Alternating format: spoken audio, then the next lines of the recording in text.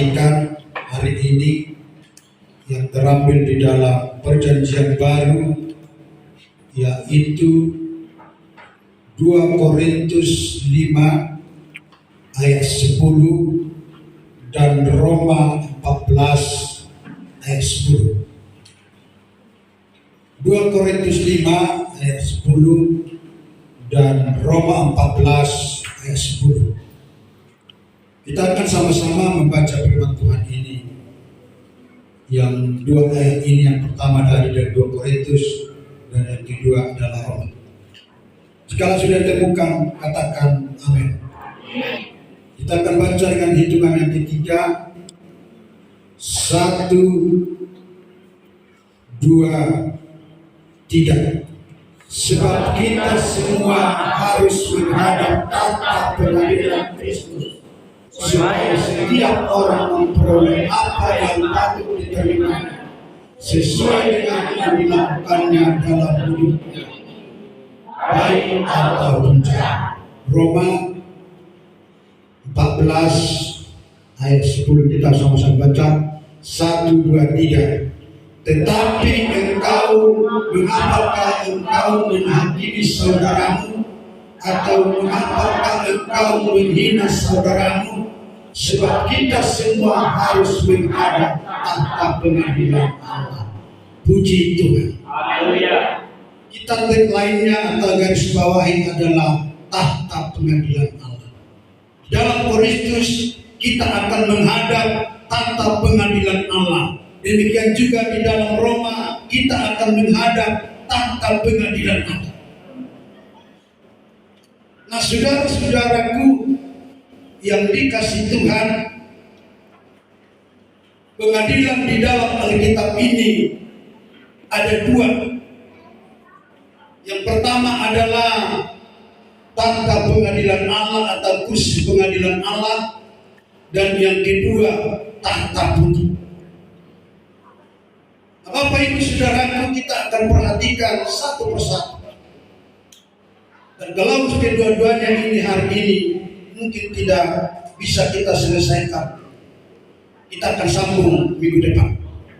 Nah, kita akan masuk ke dalam kursi pengadilan yang ada di dalam Roma dan yang ada di dalam 2 Korintus ini, saudara-saudaraku yang dikasihi. Apa yang dimaksud tahta pengadilan Kristus ini? Ada banyak orang berkata, ketika nanti manusia itu akan dia hidup, lalu akan ditanya apa yang mereka perbuat di hadapan Yesus Kristus, dan mereka di sana akan melihat dan membuka kitab kehidupan, apa yang dilakukan manusia selama hidup. Nah, Bapak Ibu Saudaraku yang dikasih Tuhan, perlu kita mengetahui apa maksud dan apa konteks firman Tuhan ini bagi setiap kehidupan kita. Maka sahabat kita jangan salah mengartikan bahwa ketika Tuhan nanti mengadili, orang ada beranggapan menentukan apakah seseorang itu masuk surga atau apakah seseorang itu tidak. Tapi hari ini Bapak Ibu Saudara yang dikasihi oleh Tuhan, tahta pengadilan ini sama sekali tidak menentukan orang benar atau salah. Tapi tahta pengadilan ini nanti, setelah saudara, setelah saya, setelah kita ada di dalam sorga. Minggu-minggu yang lalu kita sudah perhatikan firman Tuhan berkata, ketika kita percaya bahwa Allah datang ke tengah dunia menjadi manusia, yaitu Yesus yang telah mati, bangkit, dan naik ke surga. Ketika itu kita percaya dan kita yakini dan kita terima Yesus menjadi juru selamat kita, firman Tuhan katakan pasti saudara dan saya sudah masuk ke dalam surga. Haleluya. Dan hari ini untuk menggugah perjalanan kekristenan kita,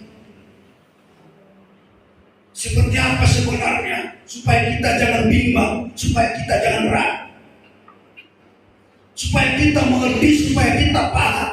Asalkan kita percaya menerima Yesus, saudara pasti akan masuk surga. Nah, hari ini firman Tuhan ini mau mengajari kita bagaimana ini, apa maksud firman Tuhan ini sebenarnya, saudara-saudara yang dikasihi Tuhan. Maka perlu kita belajar dari firman Tuhan ini, saudara yang dikasihi Tuhan. Maka dikatakan apa yang dimaksud tahta pengadilan Kristus itu, atau kursi pengadilan itu Kristus ini, saudara-saudara yang dikasihi Tuhan. Tahta pengadilan Kristus atau kursi pengadilan Kristus itu ditulis dalam bahasa Yunani-nya adalah bema. Bema ini, saudaraku yang dikasihi Tuhan, bukan sebuah pengadilan untuk menentukan seseorang itu bersalah atau tidak. Tapi bema ini, saudaraku, adalah menentukan seseorang itu adakah upah atau tidak. Jadi ketika Tuhan nanti mengadili saudara, bukan menentukan saudara masuk surga atau saya masuk surga atau tidak, bukan saudara. Tapi Tuhan nanti mengadili saudara dan saya, apakah saudara menerima upah, apakah saya menerima upah. Dan upah itu saudara akan nanti dilihat di buku kehidupan itu, ketika apa yang kita kerjakan selama hidup kita di tengah-tengah. Nah, Bapak Ibu, saudara yang dikasihi Tuhan, bema ini saya katakan tadi bukan menentukan orang itu benar atau tidak. Jadi kita bayangkan pengadilan tahta Kristus ini tidak seperti pengadilan di tengah dunia. Kalau pengadilan di tengah dunia, seseorang itu salah, lalu diadili, diteliti hakim, menghadap hakim, maka ditentukan kepada dia adalah kurungan atau berapa tahun, bukan saudara. Tapi pengadilan kursi Kristus ini adalah menentukan apakah saudara nanti ada mahkota atau tidak. Pada zaman Alkitab, bema ini diselenggarakan adalah sebuah pertandingan. Maka di sana akan ada lintasan. Maka di pinggir lintasan itu ditentukan dibuat satu kursi yang begitu tinggi. Maka di sanalah duduk seorang juri. Dan ketika nanti pertandingan ini, siapa-siapa yang memenangkan, maka mereka ini akan menghadap juri ini. Maka di sana mereka akan menerima mahkota yang pada waktu itu mahkota itu terbuat dari daun-daun, lalu ditaruhlah di kepala mereka. Nah, Bapak Ibu saudaraku, ketika Tuhan nanti mengadili saudara, mengadili saya, mengadili kita, mengadili orang-orang percaya, bema atau kursi pengadilan Kristus itu, disitulah nanti akan dilihat buku kehidupan itu, saudaraku yang dikasihi. Nah, Bapak Ibu saudaraku yang dikasihi oleh Tuhan, jadi seseorang yang menang itu menghadap juri dan mereka akan menerima mahkota dan ditaruh di kepala. Demikian juga nanti saudara dan saya, ketika kita nanti diadili Kristus, maka kita akan menerima mahkota-mahkota yang disediakan dan akan diberikan oleh Tuhan saudara-saudaraku yang dikasih Tuhan. Jadi bema ini bukan menentukan salah atau benar, tetapi berbicara tentang seseorang menerima mahkota atau tidak. Maka ini menjadi perenungan bagi saudara dan bagi saya.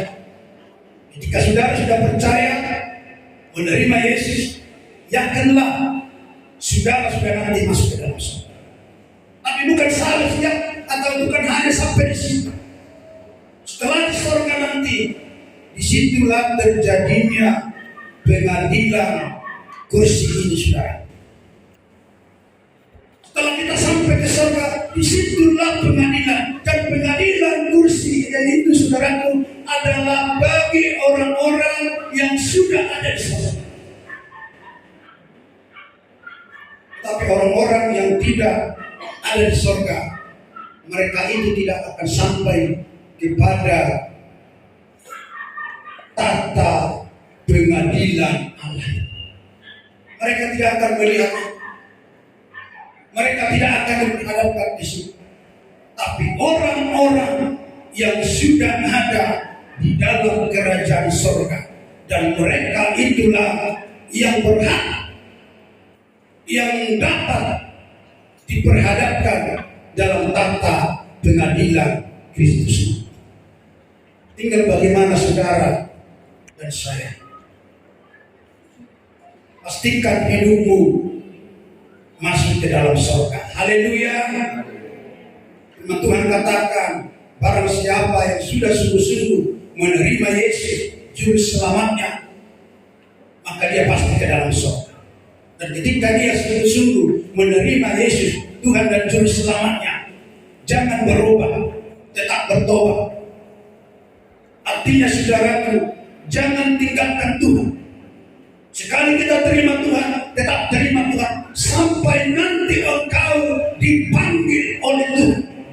Sampai nanti kita dipanggil oleh Tuhan, kita tetap ada di dalam Kristus. Haleluya. Dan kalau kita sudah percaya terima Yesus, tetap setia kepada Tuhan. Poin pertama atau tangga pertama sudah kita pegang, sudah saudara pegang. Poin yang kedua ini adalah menghadap tahta Kristus. Nah, Bapak Ibu, saudara yang dikasihi oleh Tuhan, untuk kita menjelaskan seperti apa tahta Kristus itu, maka kita harus belajar dari firman Tuhan ini. Firman Tuhan ini menjelaskan, kita baca satu ayat dalam 1 Korintus 13 1 Korintus 3 ayat 12 sampai 15. 1 Korintus 3 ayat 12 sampai 15. Saudara dapat perhatikan, entahlah orang membangun di atas dasar ini dengan emas, perak, batu permata, kayu, rumput kering, atau jerami. Di sana ada kalimat atau kata entahlah. Entahlah itu adalah terserah. Artinya Bapak Ibu saudara yang dikasih Tuhan, terserah kamu, kata Tuhan. Entah kau berbuat jahat, entah kau berbuat benar, terserah kamu. Maka Tuhan berikan sebenarnya kebebasan bagi saudara, bagi saya. Tinggal memilih sempit atau luas, jahat atau diberikan kebebasan. Entahlah, terserah kamu. Jadi ini sekarang Tuhan berkata kepada saya, kepada saudara, terserah kamu. Kalau kamu berbuat jahat, nanti apa upahmu? Kalau kamu membuat benar, nanti apa upahmu? Jadi ini saudara, sekarang tergantung kepada saudara, tergantung kepada kita. Tuhan berikan kebebasan. Maka oleh karena itu, ketika kita sudah percaya menerima Yesus, diberikan kebebasan. Sebebas-bebas bagi kita semua. Maka tidak heran mungkin ada orang berpikir, oh firman Tuhan katakan kan buat sebebas-bebas. Maka banyak orang sekarang mau gaya saja. Banyak orang sekarang suka-sukanya. Tapi itu diizinkan oleh Tuhan. Dan Tuhan berkata, entahlah, terserah kamu.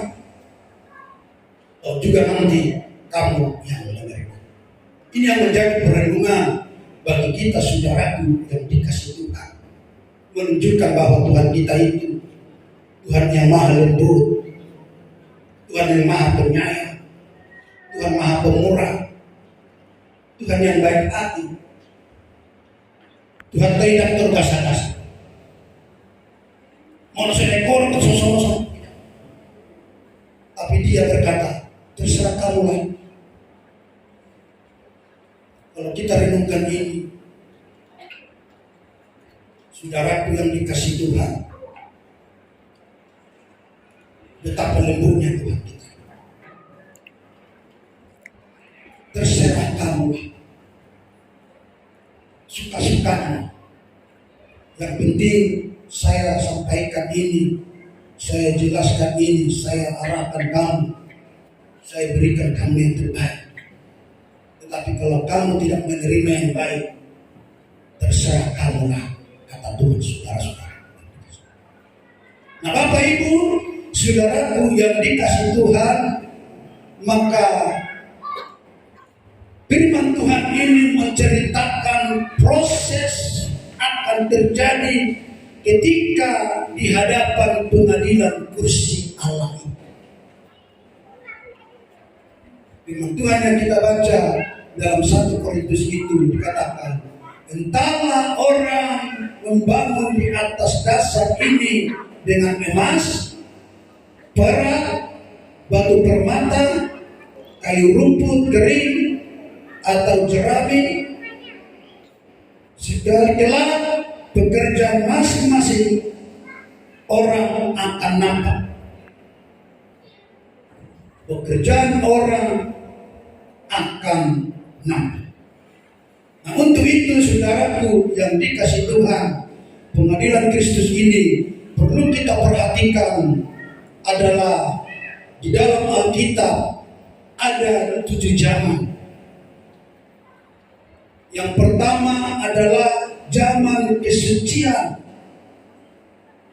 Yang kedua zaman keisapan. Yang ketiga zaman pemerintahan. Yang keempat zaman perjanjian. Yang kelima zaman hukum Taurat. Yang keenam zaman anugerah. Yang ketujuh zaman kerajaan. Zaman sekarang ini adalah zaman anugerah. Zaman kesucian adalah ketika Adam Tuhan ciptakan, dia adalah suci. Dan itulah dikatakan zaman kesucian sampai Adam jatuh ke dalam dosa. Itu satu zaman.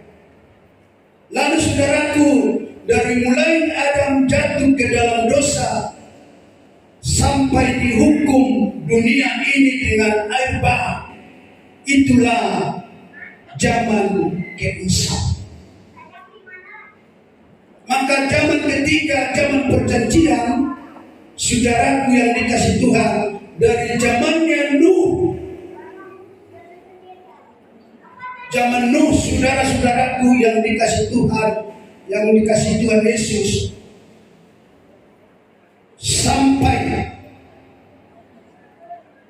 yaitu manusia itu waktu zamannya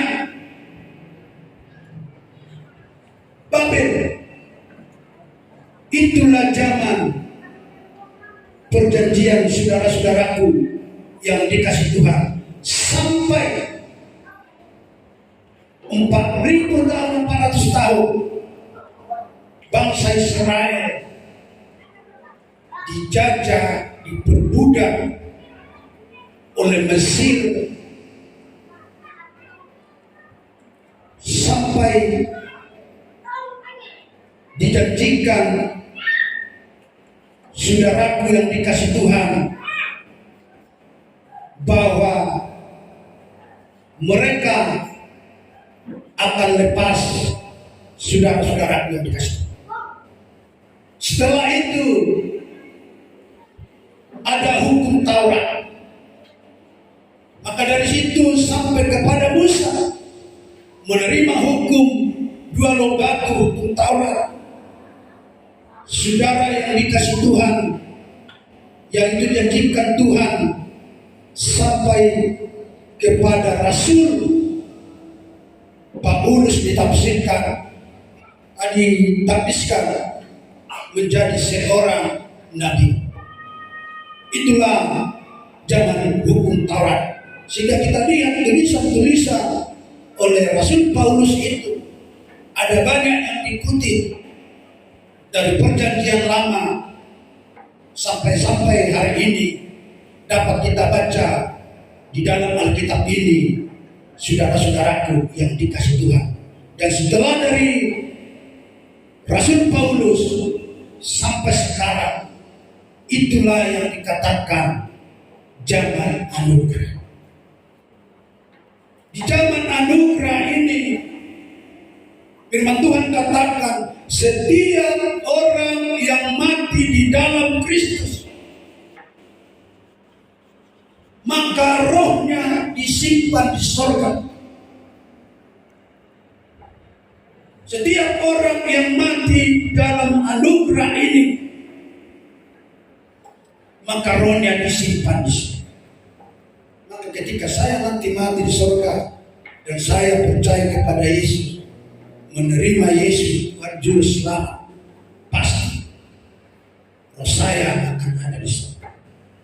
Maka ketika kita perhatikan firman Tuhan, bisa kita lihat ketika siapapun mereka, orang tua kita ke, famili kita ke, apakah sungguh-sungguh mereka menerima Yesus dan mengakui Yesus, itu sudah di sorga. Haleluya.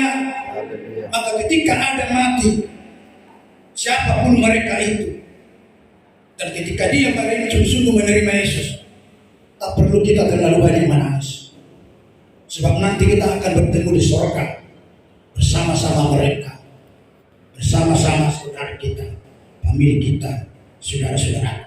Yang menjadi pertanyaan bagi saudara, apakah dia selama hidup ada benar-benar menerima Yesus dan mengakui Yesus menjadi Tuhan dan Juru Selamatnya, saudara-saudaraku yang dikasih Tuhan.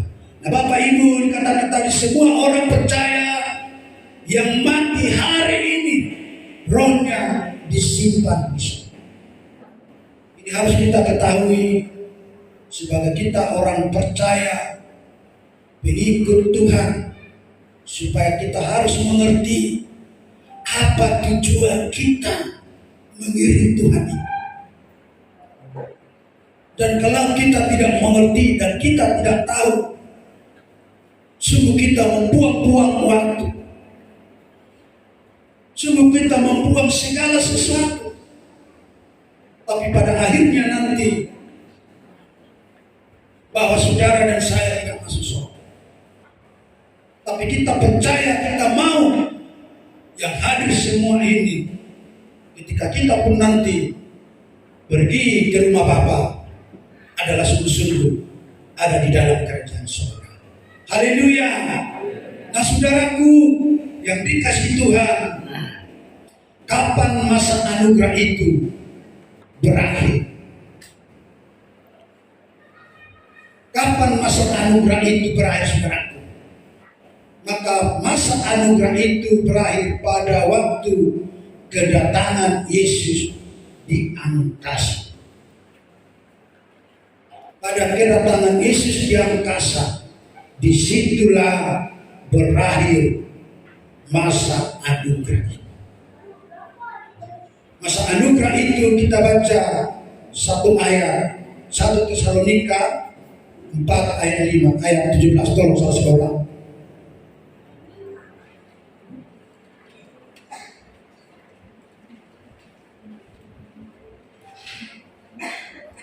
1 Tesalonika ada menemukan 4 ayat 17.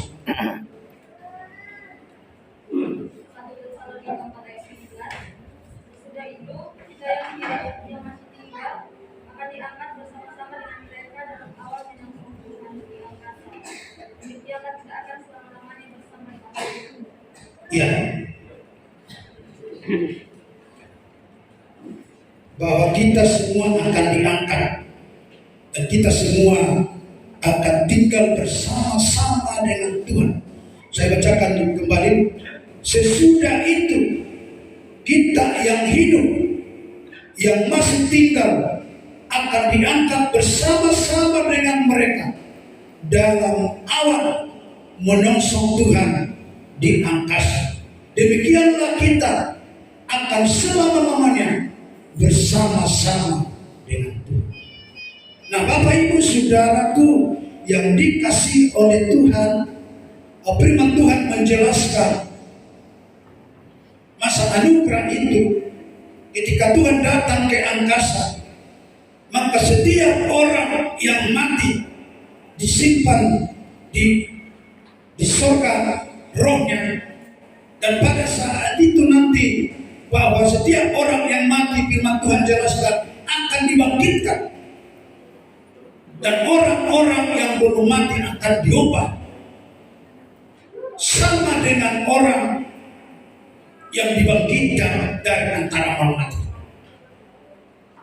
Sehingga di sana dikatakan dalam firman Tuhan ini, sesudah itu kita akan hidup, yang masih tinggal akan diangkat sama-sama dengan mereka dalam awan menyongsong Tuhan di angkasa. Nanti kalau Tuhan datang di angkasa, kalau saya masih hidup akan diubah, kalau saya sudah mati akan dibangkitkan dan akan dipersatukan dengan tubuh jasmani saya dan angkat nanti dibawa di dalam kerajaan surga. Dan itulah masa anugerah saudara-saudaraku yang dikasihi Tuhan. Nah, Bapak Ibu Saudara yang dikasihi oleh Tuhan, waktu Yesus datang di angkasa, ada orang percaya yang masih hidup dengan orang percaya yang sudah dibangkitkan. Maka itu nanti sama-sama akan diangkat sesuai dengan Tesalonika ini. Ketika saudara sudah mati akan dibangkitkan, ketika saudara masih hidup, ketika nanti Yesus datang di awan-awan, maka saudara akan sama-sama diangkat masuk ke dalam kerajaan surga. Nah, ini Bapak Ibu saudara-saudara yang dikasihi Tuhan, apa yang terjadi bagi orang yang bersama-sama dibawa ke surga itu setelah sampai ke surga? Apa yang terjadi? Maka disinilah akan terjadi kita menghadap tahta pengadilan surga. Disinilah kita akan menghadap pengadilan, kursi pengadilan Allah itu, saudara-saudaraku, atau yang dikatakan tadi bema itu. Saudara diangkat baru menghadap Tuhan, akan malaikat akan buka itu kitab kehidupan itu. Apakah dipanggil kita mungkin satu persatu, Tidak jelas dijelaskan firman Tuhan atau bagaimana bentuknya. Tidak dijelaskan, tapi nanti yang jelas ketika kita nanti di dalam surga akan dipanggil satu persatu untuk menghadap kursi pengadilan Kristus itu, saudara-saudaraku yang dikasihi. Maka oleh karena itu sangat perlu kita ketahui dan bisa kita sampaikan kepada orang bahwa pengadilan tahta Kristus itu bukan menentukan masuk surga atau tidak, bersama atau tidak, tapi tahta pengadilan Kristus itu menentukan seseorang itu dapat mahkota atau tidak. Ini saudara-saudara perlu kita ketahui. Jadi bagaimana masuk surga? Masuk surga itu menerima Yesus, percaya Yesus, percaya bahwa Allah datang ke tengah dunia, sudah masuk surga. Khotbah kita pada bulan-bulan atau minggu-minggu yang lalu.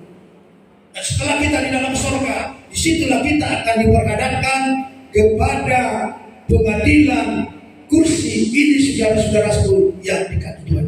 Maka saudaraku, pengadilan Kristus itu tidak sama dengan pengadilan dunia ini. Sebab pada minggu yang lalu di dalam Yakobus kita baca itu, apapun yang kita lakukan baik, tapi satu kita abaikan, maka memungkinkan kita tidak akan masuk surga, tapi kita dimungkinkan akan masuk neraka. Maka firman Tuhan jelaskan bahwa perbuatan kita apa saja pun tidak akan membawa seseorang itu masuk ke dalam surga. Maka oleh karena itu, saudaraku yang dikasihi oleh Tuhan, hari ini bahwa firman Tuhan ini mengajari kepada kita bahwa dosa kita sudah ditebus oleh darah Yesus di kayu salib. Dosa saudara sudah ditebus oleh kematian Yesus di kayu salib. Dosa saya sudah ditebus oleh darah Yesus di kayu salib. Itu yang membuat saudara dan membuat saya masuk ke dalam surga. Dan kedua saudaraku, di surga itu adalah tempat yang mulia. Di surga itu tempat yang sukacita. Di surga itu adalah tempat yang damai. Di surga itu adalah tempat memuji-muji dan membesarkan Allah Bapa di dalam surga. Saya kira itu yang menjadi kerinduan saudara dan kerinduan saya dan kerinduan kita semua, saudara-saudaraku yang dikasihi Tuhan. Tetapi dalam pengadilan kursi itu akan dibuka buku kehidupan untuk menentukan upah kita, untuk menentukan upah orang-orang percaya, untuk menentukan upah orang-orang benar, untuk menentukan upah orang-orang suci. Maka kita perlu diproses dalam kursi pengadilan Kristus dan tahta pengadilan Kristus nanti di dalam kerajaan surga, saudara-saudaraku yang dikasihi. Nah, kalau nanti kita mengharap tahta itu, berarti saudara dan saya kalau sudah masuk surga, maka saudara dan saya akan tetap di dalam surga. Tinggal yang menjadi apakah ada upah kita atau apakah tidak ada. Itu yang menjadi pertanyaan di dalam setiap kehidupan kita. Maka lewat itu firman ini menjelaskan kepada kita, entahlah orang membangun di atas dasar ini dengan emas, perak, batu permata, kayu, rumput kering, atau jerami. Sekali-kali pekerjaan masing-masing orang akan nampak, karena hari Tuhan akan menyatakannya, sebab ia akan nampak dengan api dan bagaimana pekerjaan masing-masing orang akan diuji oleh api itu. Jika pekerjaan yang dibangun seseorang tahan uji, ia akan mendapat upah. Jika pekerjaan terbakar, ia akan diderita kerugian. Tetapi ia sendiri akan diselamatkan, tetapi seperti dari dalam api. Nah, Bapak Ibu Saudara, ketika kita sudah sampai di dalam surga, firman Tuhan katakan, lalu kita diperhadapkan dengan tahta itu dan diuji. Firman Tuhan katakan lalu terbakar. Ini satu ilustrasi atau satu ilustrasi yang dimungkin Tuhan diuji dengan api. Maka mereka itu dikatakan sekali selamat tetap selamat. Luar biasa sebenarnya. Jadi walaupun nanti kita diadili, saudara jangan salah takut lagi. Kita tidak takut. Bahwa kita tetap akan ada di dalam surga. Haleluya. Tidak lagi dibuang ke neraka, tidak akan dibuang ke dunia. Tapi sekali sudah di surga, maka mereka itu akan diselamatkan. Sebab firman Tuhan ini mau menjelaskan kepada kita, saudara-saudaraku yang dikasih Tuhan. Tapi pekerjaan-pekerjaan kita selama hidup kita, firman Tuhan katakan akan diuji dengan api. Apakah terbakar? Apakah tidak? Nah, Bapak Ibu Saudaraku yang dikasih Tuhan, perbuatan ini adalah 6 perbuatan manusia. Maka ini perbuatan ini tadi dikatakan, apa perbuatan itu tadi? Pekerjaan tahan uji. Dikatakan apakah emas?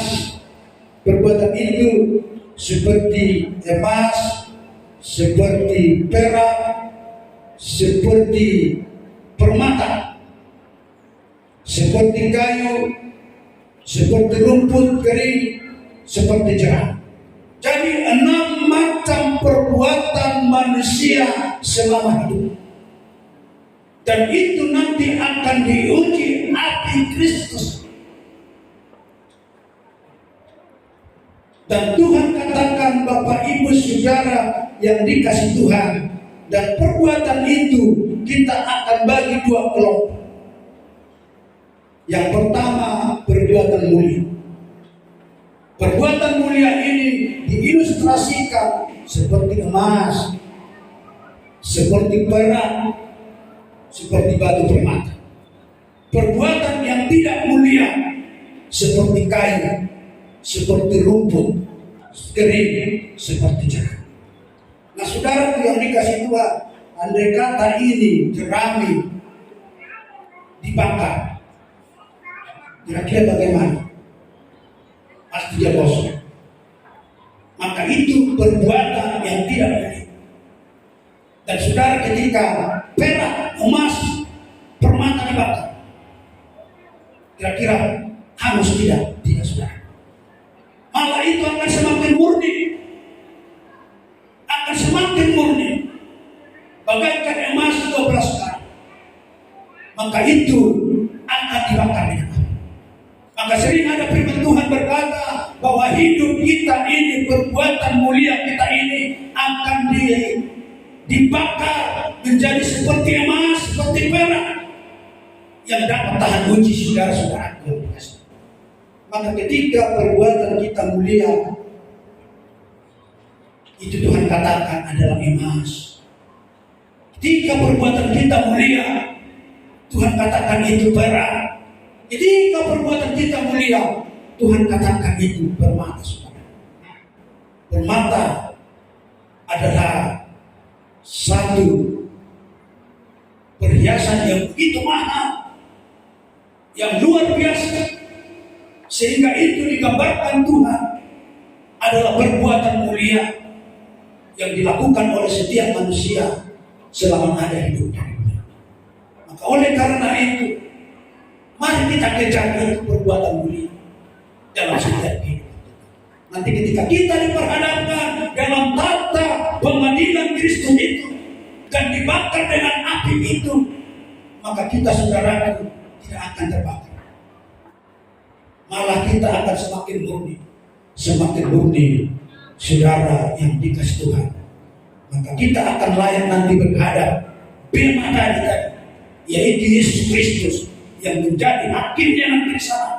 Di sana akan diberikan saudara menjadi pemenang. Maka ketika saudara menjadi pemenang, yang melakukan selama hidupnya di tengah-tengah dunia adalah selalu perbuatan-perbuatan mulia, maka Tuhan berkata, terimalah mahkota yang kuberikan kepada. Mahkota ini ada di majelis, dan selanjutnya nanti mungkin kita akan bisa bahas apa jenis-jenis mahkota yang Tuhan berikan bagi saudara dan bagi saya, saudaraku yang dikasih. Bapak Ibu Saudara yang dikasih Tuhan, firman ini menjelaskan kepada kita, jika pekerjaan yang dibangun seorang tahan uji, ia akan mendapat mutu. Jadi yang tahan uji itu hanya perbuatan mulia,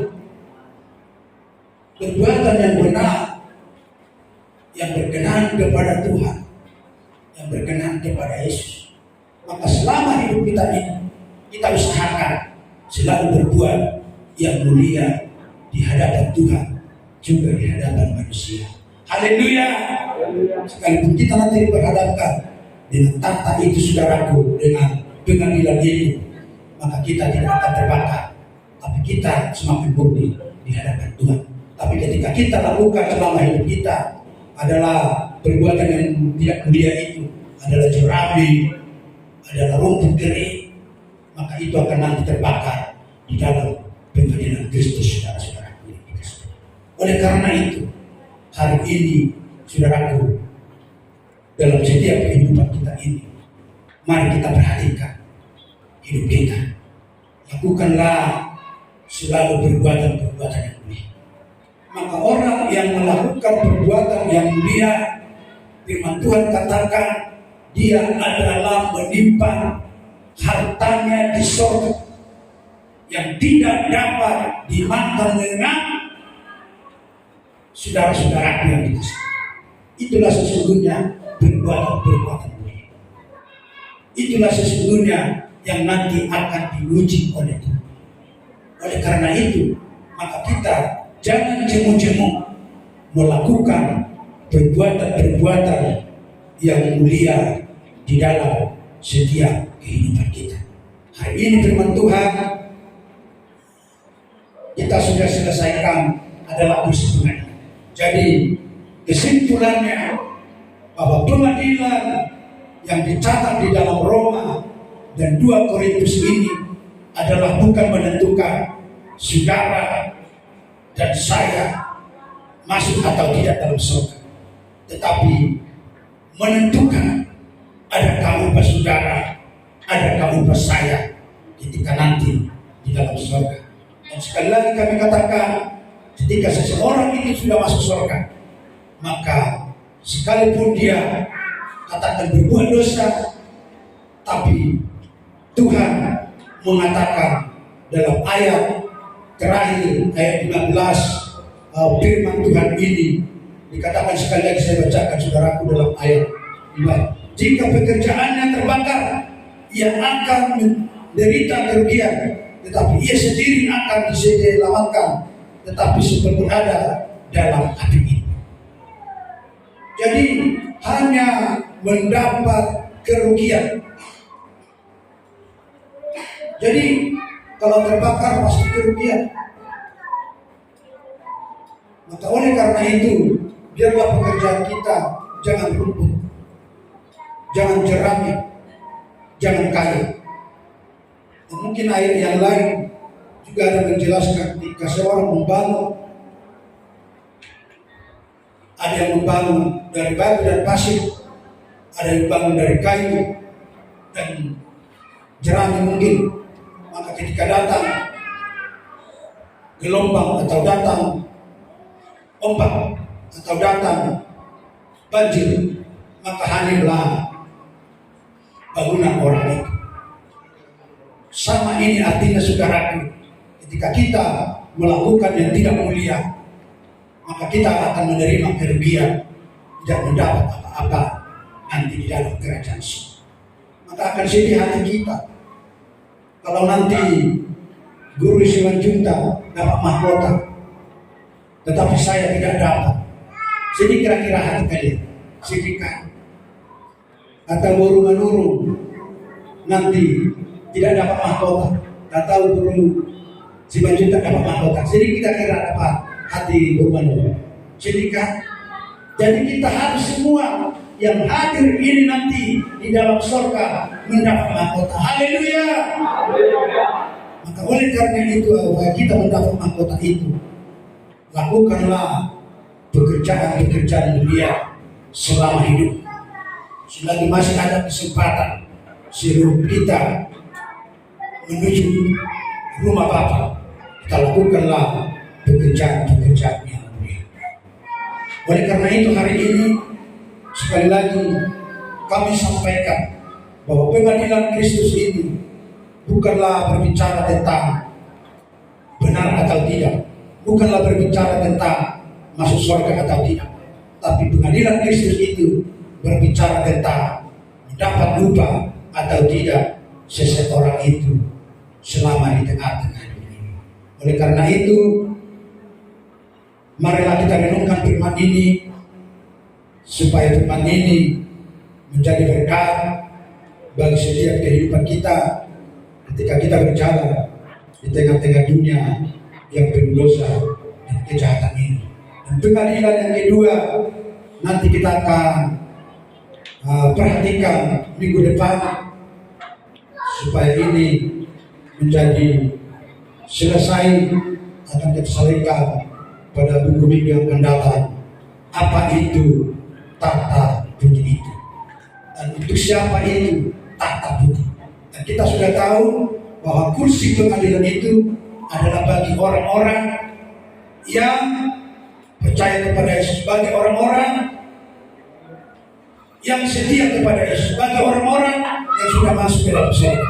Tetapi tata budi itu nanti akan diberikan kepada orang-orang yang tidak percaya Yesus, yang tidak mengenal Yesus, yang tidak mengenal Kristus. Saudara-saudara, maka orang-orang yang menghadap tata putih itu nanti, disitulah akan ada kerajaan 1000 tahun, dan setelah itu nanti akan ada Armageddon, saudara-saudara, sampai akhir zaman, saudara-saudara.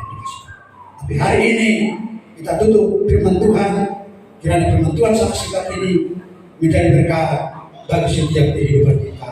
Haleluya.